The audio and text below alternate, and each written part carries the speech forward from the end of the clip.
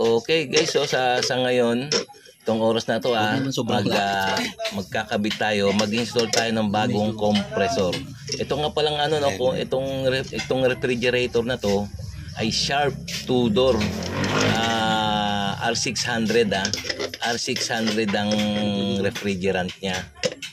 So papalitan natin siya ngayon ng 134A, ng compressor na 134A. So ito conversion to mga guys. So ito nga gagawin natin step by step.